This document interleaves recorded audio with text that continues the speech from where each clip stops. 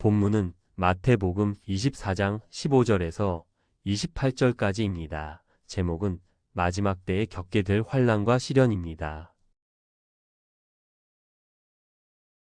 마태복음 24장을 읽으면 15절에서 28절까지 마지막 때에 겪게 될 환난과 시련에 대한 말씀을 확인할 수 있습니다.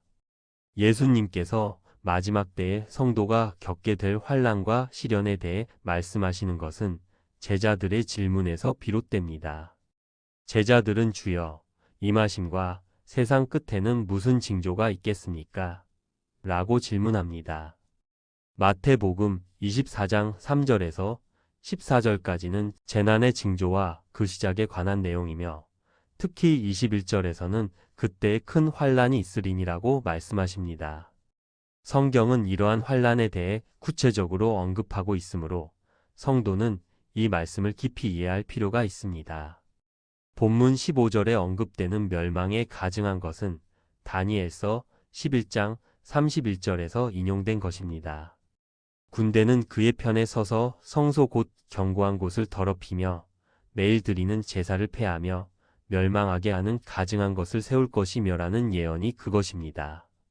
멸망에 가증한 것은 다니엘서의 예언과 관련이 있으며 이는 예루살렘 성전에서 일어날 멸망의 징조를 의미합니다. 구체적으로 이방인이 성전 안에 들어와 하나님을 모독하는 행위를 가리킵니다. 이는 예수님이 종말의 징조를 설명하면서 성도에게 재난의 때에 대비하라는 메시지를 전달하는 내용입니다. 예수님께서는 이 예언을 인용하시며 제자들에게 이때가 되면 산으로 도망갈 것과 지붕 위에 있는 자는 겉옷을 가지러 뒤로 돌이키지 말라고 경고하십니다. 또한 아이벤 자들과 젖먹이는 자들은 화가 있을 것이라고 말씀하시며 도망가는 일이 겨울과 안식일이 되지 않도록 기도하라고 하십니다. 이는 유대 지방의 겨울이 우기이므로 통행이 불편하고 양식 구하기도 어렵기 때문입니다.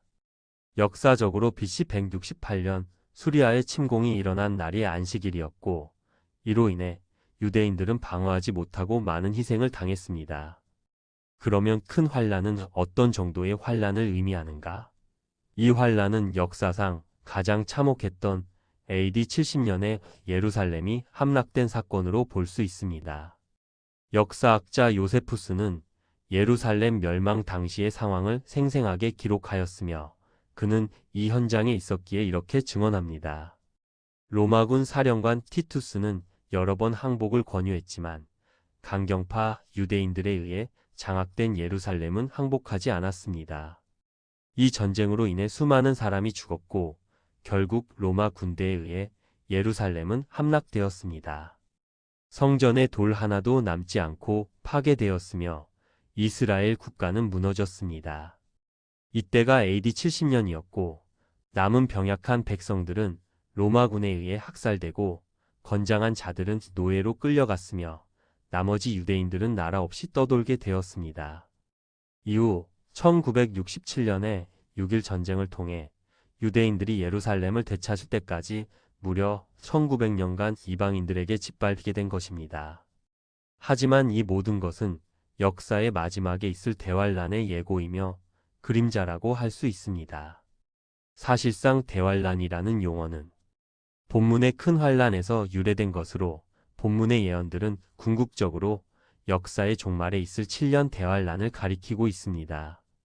하나님께서는 이러한 참혹한 날들을 단축하신다는 말씀을 하십니다. 만일 그날들이 단축되지 않는다면 환란에서 벗어난 생존할 자가 지상에 한 사람도 없을 정도로 대환란은 혹독한 고통의 날이 될 것입니다. 그러나 하나님은 택하신 자들을 인하여 환란을 단축하셔서 다시금 구원의 기회를 주실 것입니다. 그러므로 우리는 거짓 그리스도들과 거짓 선지자들에게 미혹받지 않아야 합니다. 예수님은 만일 누가 너희에게 보라, 그리스도가 여기 있다, 저기 있다 하거든이라고 경고하십니다. 이는 마지막 때에 많은 거짓 선지자와 그리스도가 나타날 것을 의미합니다. 진리를 왜곡하는 세력들이 많아질 것이며 믿는 자들은 더욱 분별력을 가지고 진리를 지켜야 할 것입니다. 성도들은 미리 말씀하신 그리스도의 예언을 기억하고 그들을 믿거나 추종해서는 안 될 것입니다. 예수님의 재림은 이처럼 번개가 동편에서 나서 서편까지 번쩍인 같이 인자의 임함도 그러하리라라는 말씀처럼 지상의 모든 사람이 볼 수 있도록 하늘로부터 순식간에 재림하실 것입니다.